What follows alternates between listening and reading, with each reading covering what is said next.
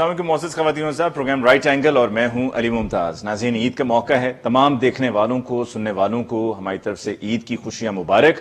और ईद के इस पुरमसरत मौके पर लग यूं रहा है कि जिस तरह कोई शायद किसी टेलीविजन एडवर्ट की लाइन्स हैं जो मैं बोल रहा हूं, लेकिन ईद का मौका है तो ऐसे ही कहना होता है और ऐसे ही कहा जाता है, और हम ईद की मुबारकबादें ऐसे ही देते हैं और ऐसे ही इंशाअल्लाह देते रहेंगे। और अल्लाह ताला हम सबको इस तरह की कई ईदें देखने की तौफीक अता फरमाए, आमीन। मुश्किल वक्त है जिसमें से हम गुजर रहे हैं, लेकिन ये ईद का मौका, खुशी का मौका है, तो चेहरों पे मुस्कुराहटें हैं।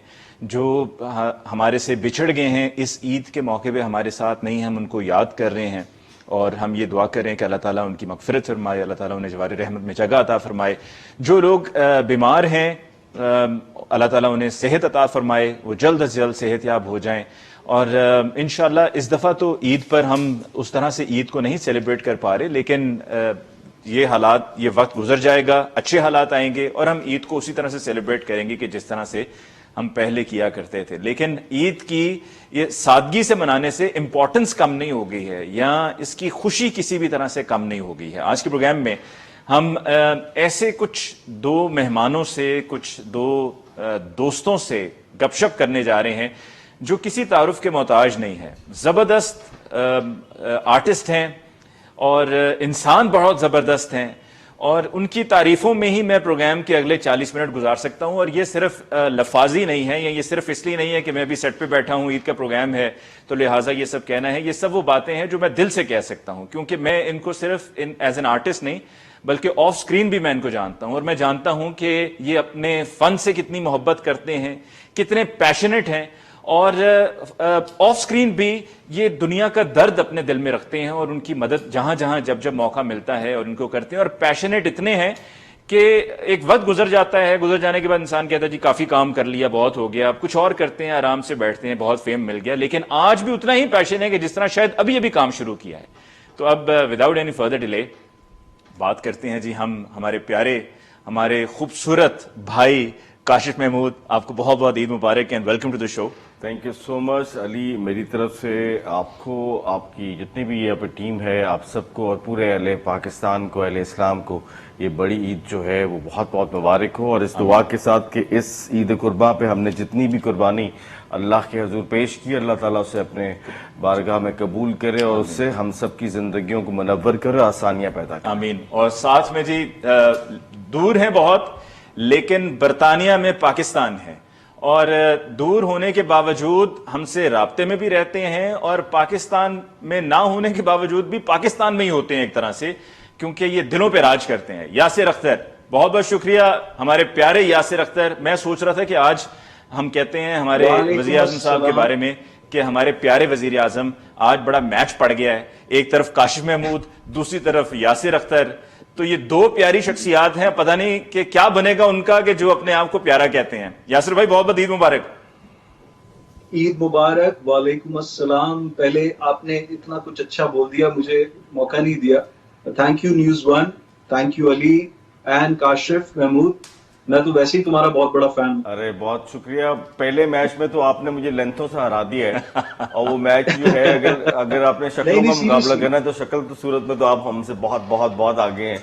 और थैंक यू सो मच। और मेरी तरफ से आपको भी सबको बहुत ईद मुबारक जी। हमारे पाकिस्तान में चंद ही आर्टिस्ट हैं जिन पे हमें फख्र है, और वो बड़े वर्सेटाइल आर्टिस्ट हैं और हर तरह के कैरेक्टर्स कर सकते हैं, उनमें काशिफ हैं। बेशक। काशिफ भाई, ईद का मौका है तो ईद कुर्बान है, इस दफा भी क्या उतने ही जानवर ज़िबा किए जितना कि हर बार, या इस दफा आपने सोचा कि जी कुछ थोड़ा सा मुख्तलिफ होना चाहिए, मुख्तलिफ ईद है? देखिए, मैं तो मुख्तलिफ करना चाह रहा था, लेकिन आपकी चाहत जो है वो हमेशा पूरी नहीं होती। अच्छा। तो मेरी चाहत जो, जिसमें मैं चाह रहा था कि हम कोरोना के इस वबा में थोड़ा सा उस रवायती अंदाज से थोड़ा सा हट के उसको करें।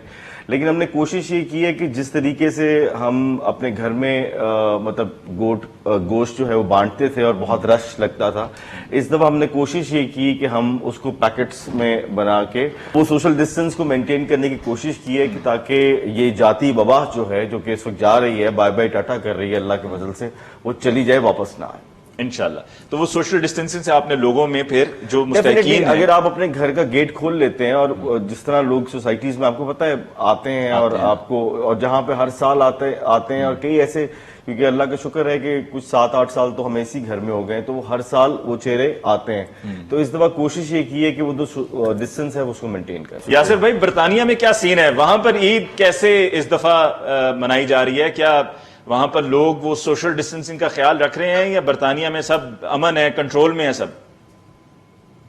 देखें, हर कौम के अंदर बहुत सारे जो लोग होते हैं वो परवाह करते हैं, और बहुत सारे कुछ ऐसे भी होते हैं जो लापरवाह भी होते हैं। तो यहाँ भी चंद लापरवाह हैं, लेकिन ज्यादातर लोग बेसिकली सोशल डिस्टेंसिंग को फॉलो करते हैं। जो हमारी जो भी यहाँ की जनरल मार्केट्स हैं, स्टोर्स हैं, वहाँ पर एक कतार के अंदर एक डिस्टेंस के साथ खड़े होते हैं। जो डेली रूटीन का हम लोग जो भी सिलसिले करते हैं, शॉपिंग करते हैं, तो उसमें वो सोशल डिस्टेंसिंग तो डेफिनेटली होती है। और ईद के दिन आपको पता है, आप तो खुद रहे हैं यहाँ पर लंदन में अली, आपको पता है कि किस तरीके से यहाँ माशाल्लाह से पाकिस्तानीज और जो मुसलमान दुनिया भर से यहाँ रहते हैं, यूके में, मैनचेस्टर, बर्मिंघम, लंदन, सब माशाल्लाह से जाते हैं अपने मस्जिद में, नमाज पढ़ते हैं, मिलते हैं, ईद करते हैं। इसी तरीके से यहाँ पे इस दफा भी ऐसे ही है। लेकिन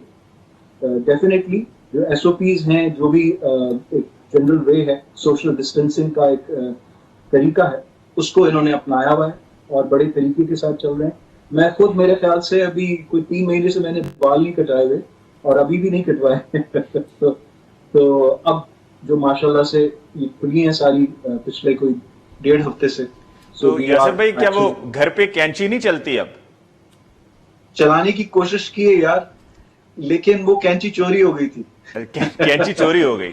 नहीं होता है ना, होता है कि आप घर पे हो तो भाभी आपसे कहें कि क्या आपको फिक्र की जरूरत है, मैं हूं ना, ऐसी कैंची चलाऊंगी कि बस फिर नहीं, ये मैं हूं ना वाली बात कहने की जरूरत नहीं होती, वो होती है। अभी के ऊपर बहुत कैंचियां चल रही हैं आजकल। बस वो यासिर भाई को सब मालूम है ना, अब सारी बातें ना खोल के रखने। काशिफ भाई, इस ईद पर पहले मैं जरा यूके में पूछ लूं, क्योंकि यूके में मुझे लगता है कि यासिर भाई ने उसमें भरपूर हिस्सा लिया होगा। यासिर भाई ये बताएं कि इस ईद पर अब तक किस किस को गले लगाया? गले मैंने सिवाय अपनी फैमिली के और सच बाहर के लोगों के साथ नहीं कोई ऐसा राब्ता रखा। कोशिश ये की कि डिस्टेंस ही रखा। और जैसे पाकिस्तान में भी मेरे ख्याल से मेजॉरिटी जो पढ़ा लिखा तबका है, जो समझदार तबका है, वो इन चीज़ों को फॉलो कर रहा है। और जिनको थोड़ी सी, जिनके जहन में लापरवाही है, वो नहीं कर रहे।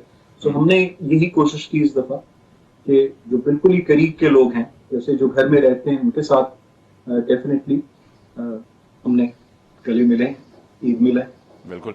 काशिफ भाई, आपने, क्योंकि होता है ना जब आप जाते हैं अपने मोहल्ले में या अपने आबाई इलाकों में, तो लोग कहते हैं कि ईद का मौका है, अगर आज भी गले नहीं मिलोगे तो फिर क्या? अली मैं तो इस मामले में बहुत सख्ती से पाबंदी की है, छोटी ईद पे भी इस तरह और बड़ी ईद पे भी इस तरह। देखें, जो चीज एहतियात जो है वो बहुत जरूरी है, वो दीन भी कहता है और दुनिया भी यही कहती है कि एहतियात करनी है। तो मेरा नहीं ख्याल कि बेएहतियाती जो है उसमें कोई बहादुरी है। और हालांकि मुझे लग रहा था कि इस बहादुरी में हम पूरी दुनिया से बहुत आगे हैं बेएहतियाती में, लेकिन अभी तक जो जिस तरह ये हमने इसको डील किया है, तो आप ये कह सकते हैं कि एक तो अल्लाह का करम था ही था, और कुछ हमने भी कुछ बेहतरी की है। तो ये अभी तक जो नंबर्स हैं, और एक तो नंबर है वो हुकूमत के खातों पे, और एक नंबर वो है जो हम इर्द गिर्द सुनते रहते हैं, हमारे सोशल मीडिया पे आते रहते हैं, तो वो भी अब काफी जो है हौसला अफजा है, इसमें बड़ी कोई शक की बात, यानी कि तादाद कम हो रही है। बिल्कुल। आपने वो हुकूमत का जिक्र किया, तो हुकूमत को लेकर तो बहुत सी बातें हैं जो आपसे करने वाली हैं और आप तो ऐसे जो है वो फ्रंट लाइन पे रहे हैं कि आपको तो एक दफा आके पुलिस जो है वो उठाकर भी घर से ले गई थी।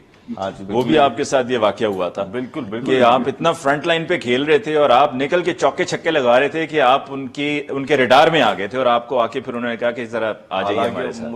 मुझे पता लगा उनका रडार कितना खराब था तो बात को आगे बढ़ाएंगे। और यूके में रहते हुए मतलब एक ऐसा मुल्क के जो है भी प्रदेश है, वहां पर यासिर अख्तर ने कहाँ प्रदेश? यूके प्रदेश तो खैर है ही तो ना। पाकिस्तान है। नहीं वो तो है ही, वो इस तरह से पाकिस्तान हो गया कि हमारे आर्टिस्ट ने भी वहां जाके, पाकिस्तानियों ने जाके वहां पर पाकिस्तान को भूले नहीं, और वहां पर हमें अपना कल्चर भी नजर आता है और वो अपनायत भी नजर आती है, वो मिलना जुलना भी उसी तरह से ही है। वो नहीं है कि आप एक घर में रहते हैं तो कहीं और कोई रहता है तो साथ वाले को पता ही नहीं कि कौन कहां पर है।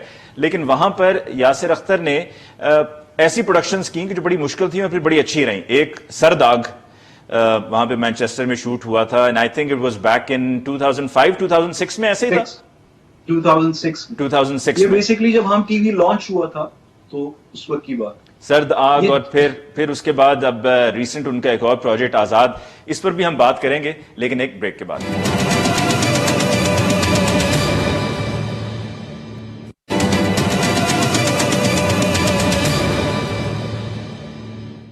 नाज़रीन, ब्रेक के बाद एक दफा फिर आपको कहते हैं खुशामदीद। गुफ्तगू को आगे बढ़ाते हुए यासिर भाई, जो प्रोडक्शंस की मैंने बात की, आपने पहले सर्द आग बनाया, फिर उसके बाद म्यूजिक पे भी आप वहां पर काम करते रहे हैं, और अब ये आपका प्रोजेक्ट आजाद जिस पर आप काफी अरसे से काम कर रहे थे और फिर आपने उसको फाइनली उसको आपने लॉन्च किया, तो कैसा फीडबैक रहा आपके लिए? बेसिकली आजाद फिल्म जो है ये एक सीरीज ऑफ फिल्म्स है, मल्टीनेशनल फिल्म्स, जो कि अब मेरा नेक्स्ट प्रोजेक्ट है। जिस तरह से आपको पता है कई साल पहले एनटीएम जब लॉन्च हुआ था तो टपाल सिनेमा एक टेलीफिल्म सीरीज आया करती थी जिसमें हुमायूं सईद, शमून अब्बासी, जवेरिया अब्बासी, ये सब लोग आए थे, लॉन्च हुए थे। जहर telefilm, if you remember that. और इसी तरह म्यूजिक चैनल चार्ज, तो ये भी एक प्रोजेक्ट है जिसमें फिल्म्स होंगी, और आजाद बेसिकली उन फिल्म्स का पहली फिल्म है, और it's a multi cultural project जिसमें दूसरे कल्चर के लोग ही कैरेक्टर्स प्ले करेंगे, और पाकिस्तान की एक पॉजिटिव इमेज हम शो करना चाहते हैं इन फिल्म्स के जरिए, जो कि आजाद में आपने देखी, उसकी स्टोरी में आपने देखा कि डिफरेंट सेक्ट्स और मज़ाहिब के लोग भी हैं कैरेक्टर्स में। जिस तरीके से हम यहाँ यूके, यूएस, यूएई में रहते हैं, उसी तरीके से हमने इसको एक रियल लाइफ के तौर पे, जो एक तरीकेकार होता है नेचुरली, क्योंकि ड्रामों में मोस्टली मैं देखता हूँ, जो मेजॉरिटी में सबकी बात नहीं कर रहा, उसमें एक सेटअप लगता है कि बहुत मेडअप सा एटमॉस्फेयर है। तो ये रियल लोकेशंस के ऊपर और रियलिटी से क्लोज, हकीकत से क्लोज जो है हमने इन फिल्म्स को बनाया है, इनकी स्टोरीज को भी।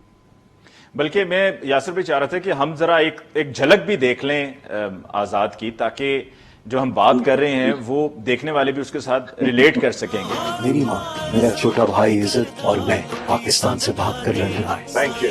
चलना मेरी तरफ। जायदाद और जमीन भाई को भाई का दुश्मन बना दी थी। क्या क्या याद रखोगे? तुम्हें और तुम्हारे के खरीदो भाई, सबके सब खरीदो। मैं अकेली रह जाऊंगी। आपकी चैरिटी एक महफूज जरिया है लोगों की इमदाद के लिए। बहुत शुक्रिया। जी यासिर भाई, ये प्रोजेक्ट आपका आजाद, इसमें आपने कोशिश ये की कि इसको पाकिस्तान में भी उतना ही उसी तरह से उसकी एक्सेप्टेंस हो, and you made special efforts for that. तो यहां पर कैसा रिस्पांस रहा व्हेन यू अप्रोच पीपल कि जी आप इसको टेक अप करें, या this is your project and this is how you intend to take it forward? जैसे आपको पता है कि मेरी हमेशा से कोशिश ये होती है कि कोई भी प्रोजेक्ट हो तो उसमें कुछ नए चेहरे, कुछ नई बात, और उसके अलावा एक्सपीरियंस जो हमारे सीनियर आर्टिस्ट हैं जो ऑलरेडी स्क्रीन पे हैं, उनको लेके एक एमैल्गमेशन करता हूँ। मैं कोशिश ये करता हूँ कि कुछ एक नई बात लोगों तक पहुंचे। तो आजाद के वक्त भी जब मैंने स्क्रिप्ट लिखना शुरू किया, रूमी जाहिद यहाँ ब्रैडफोर्ड में होते हैं जो यहीं रहते थे, उनके साथ तो मैंने यही सोचा कि यहाँ के कैरेक्टर्स को लेकर एक ऐसी स्टोरी बनाई जाए, वीवन की जाए कि जिसका लिंक पाकिस्तान से हो। और ये फिल्म भी सारी ऐसी ही हैं जो हम प्लान की हमने। तो हमने एक ऐसी औरत की कहानी दिखाई जो पाकिस्तान से अपने बच्चों के साथ लंदन आई हैं किसी मजबूरी के तहत, और यहाँ पर अपनी जिंदगी का आगाज करती है, जो यूजुअली होता है यूएस, यूएई और यहाँ जो भी कंट्रीज बाहर जाते हैं पाकिस्तान से लोग। तो उस मजबूरी में वो पाकिस्तान का किस तरीके से नाम रोशन करते हैं, और जो मजबूरियां उनकी जिंदगी में होती हैं, उनके ऊपर मैंने ये कहानी रूमी साहब को लिखने को कही, और उनके साथ फिर डेफिनेटली हम बैठ के सेशंस होते थे। और वो सारी चीजें जो हम यहाँ फेस करते हैं यूके, यूएस में बाहर, वो हमने उस स्क्रिप्ट का हिस्सा बनाई। और माशाल्लाह से अल्लाह का इतना करम है कि पूरी दुनिया से, कनाडा, यूएस, यूएई, अभी मेरी जितने भी स्टेशंस हैं, बाहर भी जो चैनल्स हैं, उसमें मेरे इंटरव्यूज चल रहे हैं और माशाल्लाह से बहुत इसको कामयाबी मिली है आजाद को। क्योंकि देखिए इसमें हमने 2 जनरेशंस को दिखाया है। जो यहाँ पहले आई थी जनरेशन, आज से 20 साल पहले, 25 साल पहले, और उसके बाद अब जो जनरेशन है, उस तरीके से कि 2 भाइयों की कहानी है बेसिकली, जो एक पाकिस्तान की वैल्यूज को, ट्रेडिशंस को अभी भी अपने जहन पे रखता है, हर तरीके से पाकिस्तान के बहुत क्लोज है, और एक जो यहाँ बड़ा हुआ है उसकी कहानी, और उनका क्लैश बेसिकली हमने दिखाया है। तो क्लैश ही बेसिकली कहानियों को आगे लेकर चलता है। और फिर इसके अलावा मोहम्मद शेख जो है, जावेद शेख साहब की जो बेटी हैं, उन्होंने बड़ा अच्छा एक किरदार किया है। वो बहुत लोगों को पसंद आ रहा है, क्योंकि देखें जो बाहर लड़कियां हैं, लड़के हैं, वो प्रेजेंटर्स बहुत यहाँ पर आकर बनते हैं रेडियो के, चैनल्स के। तो उसमें एक ऐसी लड़की की कहानी जो कि प्रेजेंटर है और वो अपने बाप की तलाश में है, और that's what her story was, और किस तरीके से वो हमारी कहानी में आकर मिलती है। डेफिनेटली। और हमारा सोतेला भाई ये वहां पर बरतानिया में जो पाकिस्तानी रह रहे हैं उनके लिए कि एक पहले की जनरेशन और एक अब की जनरेशन, तो ये रिलेट करके जो करंट वहां पर लोग रहने वाले हैं और पाकिस्तान में भी रहने वाले जो लोग हैं, उनको भी एक आइडिया मिलेगा कि जी वहां पर किस तरह से जिंदगी बसर की जा रही है। और दूसरा, जैसे कि यासिर भाई ने कहा कि हमारा जो इमेज है वो बड़ा इंपॉर्टेंट है, मैटर करता है। स्टोरी जो है सिमिलर है। यहाँ पे भी जो कॉन्फ्लिक्ट दिखाया गया है आज़ाद में, वही कॉन्फ्लिक्ट जो है वो यहाँ पे भी है। यहाँ पे भी आप अंदरून शहर को वर्सेस पॉश एरियाज जो हैं हमारे लाहौर में, या जो लोग ओल्ड स्कूल ऑफ थॉट के हैं, एक यानी कि जो मेरे और मेरे बेटे की जनरेशन में फर्क है, वही हर जनरेशन में फर्क है। तो ये कहानी जो है ये हर दौर की कहानी है जो यासिर भाई ने आज़ाद में दिखाई है। और क्योंकि ये पसंद इसलिए की जा रही है क्योंकि बहुत रियलिटी है इसके अंदर, तो बनावट नहीं है।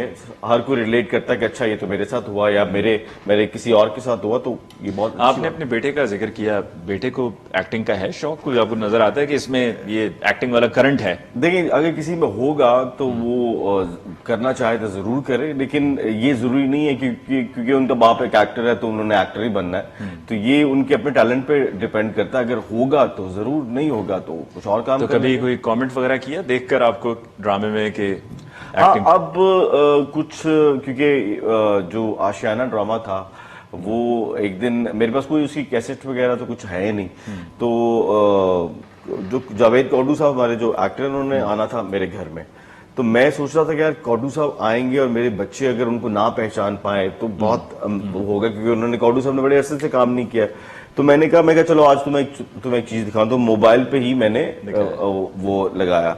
तो आप यकीन करें, ये नहीं कि वो हमारा प्ले था, मोबाइल पे हमने 6 एपिसोड्स एक साथ देखी थी। वो मुझे बंद नहीं करने दे रहे थे। तो फिर मुझे रियलाइज हुआ कि बच्चे चाहे आज से 20 साल पहले के हैं या आज के हैं, वो काम आशियाना का कैसा हो गया था कि वो बच्चे आज भी जिस तरह उस वक्त के बच्चे, एक इंट्रोडक्शन हो गया मेरे बच्चों। फिर जब वो कौडू साहब आए तो उन्होंने उसी तरह उसका इस्तेकबाल किया जिस तरह कौडू साहब को वो बच्चे किया करते थे उस वक्त के। तो वो मुझे बड़ी खुशी हुई।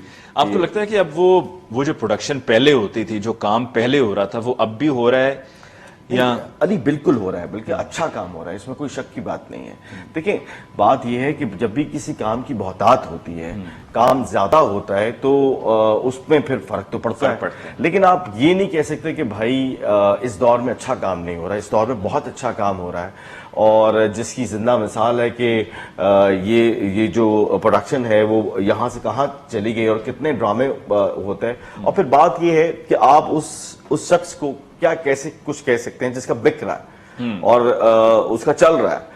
तो आप भले कहते रहे कि आतिफ असलम नाक से गाता है, तो गाता रहे भाई, या बिक रहा है, लेकिन उसकी मार्केट है। सो कहने का मकसद ये कि एंटरटेनमेंट जो है वो एक मार्केट डिपेंडेंट हो गई है। ये एक इंडस्ट्री है, और इंडस्ट्री की नॉर्म्स जो हैं वो प्रॉफिट एंड लॉस से चलती हैं। तो जिस काम में भाई प्रॉफिट है वो ठीक है, और आप अपनी कोशिश जारी रखें। अच्छा, आपको क्या लोगों में जब आप जाते हैं, मुलाकात होती है पब्लिक में, तो आपको क्या आपके मुख्तलिफ कैरेक्टर्स को लेकर बुलाया जाता है? जिस तरह अभी आपका वो चचा के जो दवाइयां देता रहता है, बिल्कुल ये मेरा ख्याल है यासिर भाई भी इस बात को सेकंड करेंगे कि अगर आप एक प्रोफेशनल एक्टर हैं और अगर आपको आपके कैरेक्टर की आवाज से बुलाया जाता है मुख्तलिफ रोल्स में, तो ये एक एक्टर की कामयाबी है।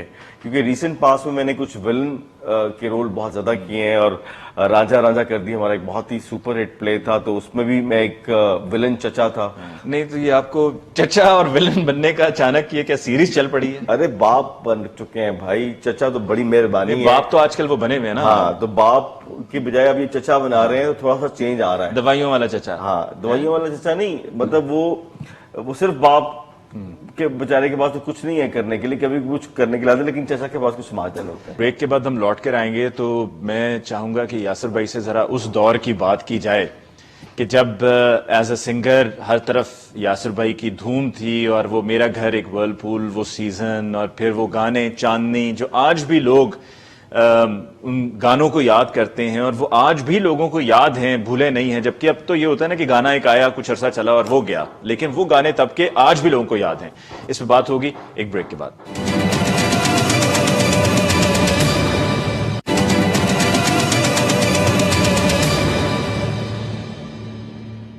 नाज़रीन, ब्रेक के बाद एक दफ़ा फिर आपको कहते हैं खुशामदीद। ईद का ये स्पेशल प्रोग्राम है जो हम आपके लिए पेश कर रहे हैं और हमारे दो खूबसूरत मेहमान काशिफ महमूद और यासिर अख्तर।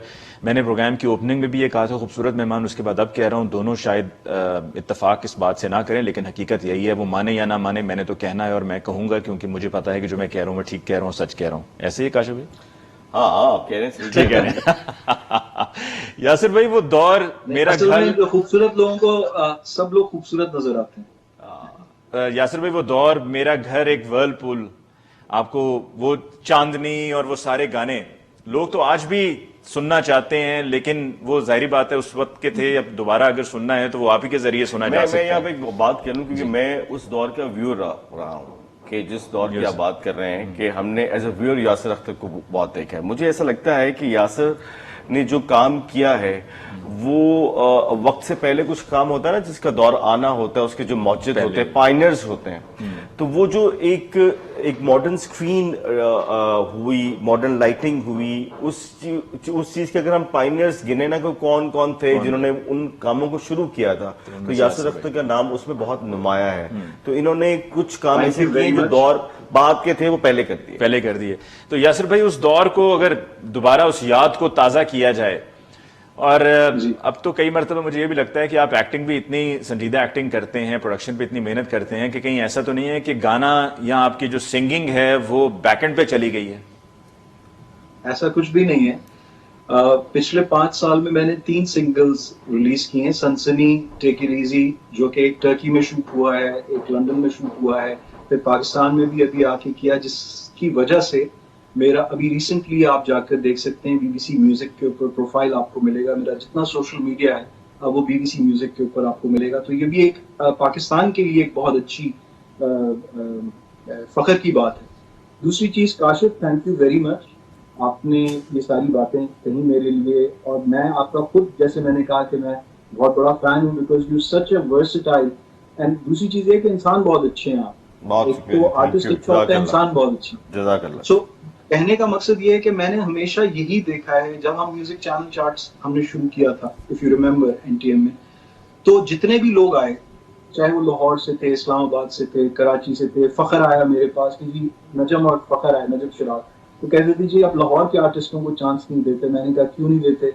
भंगड़ा पाओ, इनसे नैन मिला के देखो, नदीम जाफरी के गाने, ये सारे, कोमल रिजवी, ये सब पहले इनको म्यूजिक चैनल चार्ट से पहले कोई भी नहीं जानता था, और अल्लाह का शुक्र है कि आज तक इनके नाम लोगों के जहन में। फिर टेलीफिल्म्स जब आई, जैसे अभी काशिफ ने जिक्र किया, तो हुमायूं मुझे कहीं मिले और वो उस वक्त स्क्रीन पे नहीं थे, मतलब नए आए थे, और बिल्कुल मुझे स्टूडियो में मिले हुमायूं से। तो कहने लगे, मेरा फ्रेंच दोस्त चल रहा था, इफ यू रिमेम्बर, एक ड्रामा सीरियल था जो एक बैंड की लाइफ के ऊपर था, जो बाद में इंडिया में भी जिसकी कॉपी हुई थी, रॉक ऑन बनी थी फरहान अख्तर की, इफ यू रिमेम्बर, उस टाइप की एक सीरीज उन्होंने फिल्म बनाई थी। सो उस पे हमने, मुझे हुमायूं ने कहा कि यार it will be an honour to work with you. मैंने कहा यार ऐसी क्या बात है? तो राहें, जिसका गाना आपने जिक्र किया, चांदनी, उसमें वो आए। फिर जहर उनकी एक टेलीफिल्म आई, जिससे वो रातों रात जो है वो बड़ी स्क्रीन पे चले गए जब जहर के बाद इंतहा उनकी फिल्म थी। इसी तरह शमून ने मुझे असिस्ट किया, शमून अब्बासी ने, उसने सीखा। सो मुझसे अभी कोई पूछ रहा था कि यार आप जब किसी को कास्ट करते हैं तो कास्ट वैल्यू नहीं देखते। मैंने कहा यार मुझे स्क्रिप्ट या कोई गाना या कोई प्रोडक्शन बनानी होती है तो मैं ये नहीं देखता कि वो दूसरे ड्रामे में सेकंड लीड पे आ रहा है, वो सुपरस्टार है या कौन है। अगर मेरे स्क्रिप्ट में कोई फिट बैठता है, वो चाहे वो न्याय क्यों ना हो, तो मैं उससे रिस्क लेता हूँ हमेशा। ये हमेशा मेरी आदत है। इसी तरह मेरा फिर एक वर्लपूल में Nida Yasir, if you remember, Nida Yasir पहली दफा आई तो मैंने उनको ऑडियंस में देखा था शो के अंदर, वो आई थी। बाद में मुझे पता चला कि वो काजिम साहब की बेटी है। इसी तरह Javeria Abbasi, Komal Rizvi, Zara Sheikh, if you remember, Zara Sheikh का ऐसा नाम, आपसे भी मुलाकात हुई इन दिनों हुई बिल्कुल जब हम शूट कर रहे थे लाहौर के अंदर।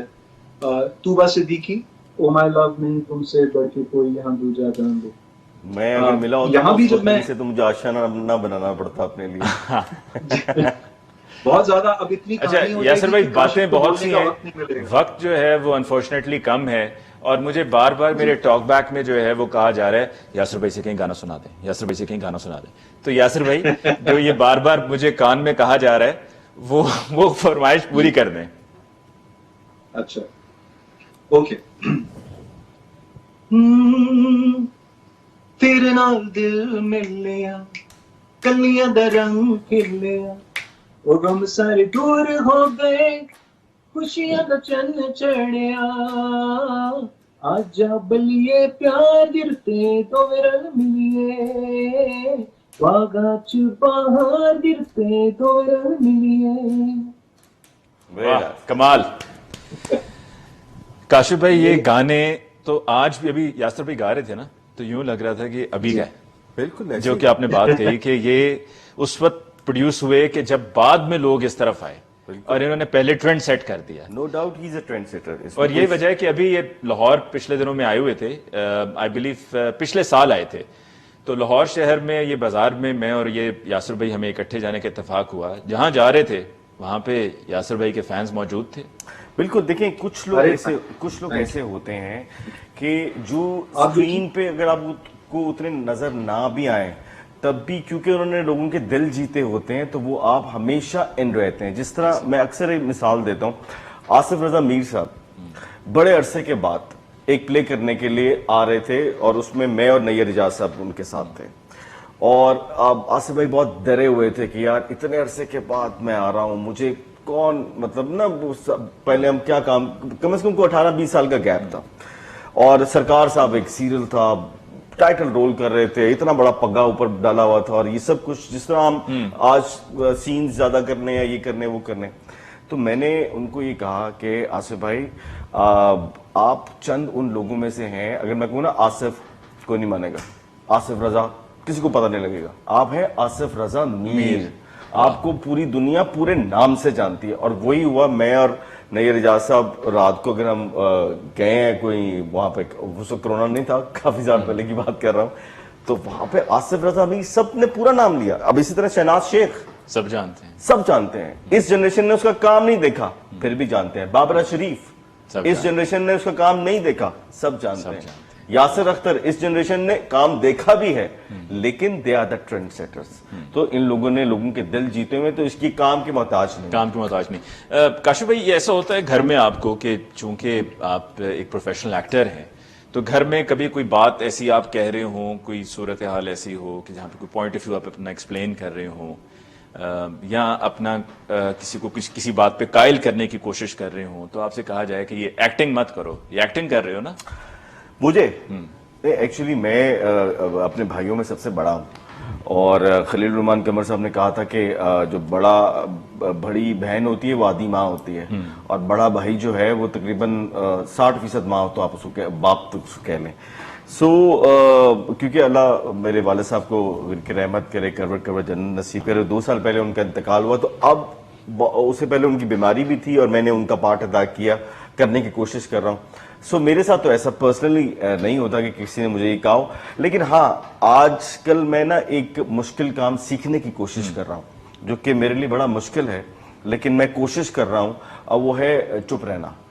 खामोशी इख्तियार करना। नहीं, आप तो कभी भी चुप नहीं रहे। नहीं रहा ना।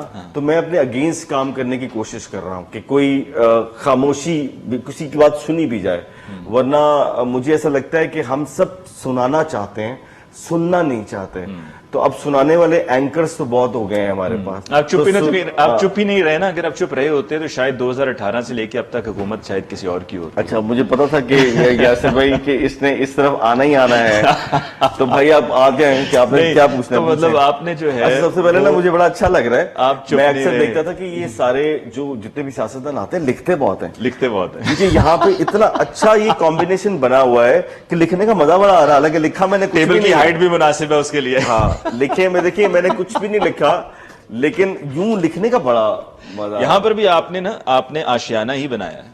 हाँ, मैं वो एक वो ऐसे डब्बा सा बनाने की कोशिश कर रहा हूँ, लेकिन वो बना मुझसे कुछ भी नहीं।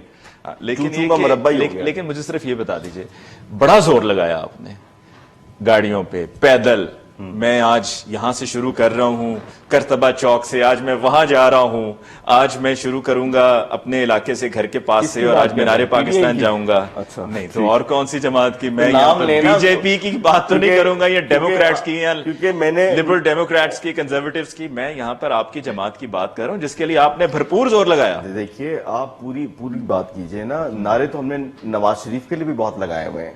उस वक्त ये था कि जरा वो पंजाबी में कहते हैं लेडी के साथ हम पोस्टर लगाते थे, उनके लगाए तो काम तो हमने उनके लिए भी बहुत कुछ किया हुआ है। लेकिन जिस चीज की आप बात कर रहे हैं ना, देखिए वो चीज एक कॉज था कि एक तब्दीली के लिए कोशिश थी, एक किसी जगह पहुंचना था। तो जैसे वो वहां पहुंचे हैं तो हम पीछे हट गए। अब मैंने सियासी कमेंट करना जो है ना छोड़ दिया, उसमें से रिजाइन दे दिया है। वो इसलिए रिजाइन दिया है क्योंकि मैं एक ऐसा काम करने जा रहा हूं कि जिसमें मुझे पॉलिटिसाइज नहीं होना। ठीक है। सो आज के बाद आप मुझे कोई सियासी कमेंट करते हुए जरा कम ही सुनेंगे, और मैं हर उस शख्स के साथ दूंगा जो पाकिस्तान के लिए जो है काम करेगा, भले वो ये हो तो भले वो हो तो भले वो हो, तो कोई भी हो। लेकिन मेरी तनकीद जो है अब रूलिंग एलीट के खिलाफ है। मैं किसी एक पर्टिकुलर आदमी पे तनकीद नहीं करना चाहता। जब मैं बात करूंगा तो मैं रूलिंग एलीट करूंगा। तो रूलिंग एलीट को मुझसे आप बेहतर डिफाइन कर सकते हैं कि उसमें कौन कौन आता है। ठीक है, और आप उस रूलिंग एलीट के खिलाफ बात नहीं करेंगे? करेंगे, लेकिन किसी पर्टिकुलरी होता है ना पॉलिटिकल एफिलिएशन, जिसमें मेरे साथ पीटीआई का एक स्टैंप लगा हुआ था। अब तो कम हो गया है काफी। ठीक है, मैं जरा यासिर भाई से उनके मैसेज ले लूं, लेकिन एक बात, आई पीटीआई आई बिल्कुल, वो तो सबको पता है। जी यासिर भाई, आपकी तरफ से ईद का पैगाम। जी, ईद का पैगाम मेरा यही है, जो साइया जो मेरा ओएसटी है अपना आजाद का, जो आजकल बहुत पॉपुलर हुआ है, जिसमें बेसिकली पहले जो उसका दोहरा है वो ये कहता है कि रास्ता किसी का रोकने वाले राहों में रह जाते हैं, सच्ची नीयतें रखने वाले मंजिल को पा जाते हैं। अब ये मंजिल दुनिया की मंजिल नहीं है, असल मंजिल जो है उसको पाने के लिए हमें कोशिश करनी है। सो अगर आपकी नीयत सच्ची होगी, आपके अंदर लगन होगी, तो आप काशिफ महमूद बनेंगे, आप अली बनेंगे, शायद आप यासिर अख्तर भी बन जाएंगे। नहीं, यासिर अख्तर बनेंगे और काशिफ महमूद जरूर बनेंगे। यासिर भाई, आपका बहुत बहुत शुक्रिया। खुश रहिए, आबाद रहिए। बरतानिया में आप रहते हुए पाकिस्तान की नुमाइंदगी कर रहे हैं, हमें इस बात पर बहुत खुशी है। और मैनचेस्टर में जो रौनकें वहां की बहाल होती है ना 14 अगस्त और इस तरह के दिनों पे, मुझे पता है कि वो सब उसका सेहरा आपको जाता है, कि चाहे उसमें कोई वो ट्रक हो जो कि 14 अगस्त का कोई मार्च हो रहा है तो उसमें भी आप मौजूद होते हैं और आप लोगों को एंटरटेन कर रहे होते हैं। हमने तो पहली परेड यहाँ स्टार्ट की है जी, और इंशाल्लाह ये आई होप कि सिलसिला जारी भी रहेगा। आपका बहुत बहुत शुक्रिया यासिर भाई। का मैसेज तो मुझसे तो लिया ही नहीं। आपने मैसेज दे दिया ना? अच्छा, दे दिया, मुझे नहीं पता लगा। ये मैसेज, इससे बड़ा मैसेज क्या हो सकता है जो आपने दिया काशिफ भाई। और काशिफ भाई, इसी तरह से आप काम करते रहें, दिलों पे राज करते रहें। और बतौर चचा जो आपने दवाइयां दी ना, अच्छी थी। हाँ, वो उसके देने के मुझे पैसे मिले ना, पैसे मिले। हाँ। और अल्लाह ताला इसी तरह से आपको आपकी काम की जो उजरत है, जो आपकी मेहनत है, उसका सिला आपको मिलता रहे। आपको भी आमीन सुम आमीन। आमीन जी। नाज़रीन, इसके साथ ही हमारे इस प्रोग्राम का वक्त खत्म हुआ चाहता है। इंशाल्लाह आपकी खिदमत में जल्द फिर हाजिर होंगे। तब तक के लिए अल्लाह निगहबान।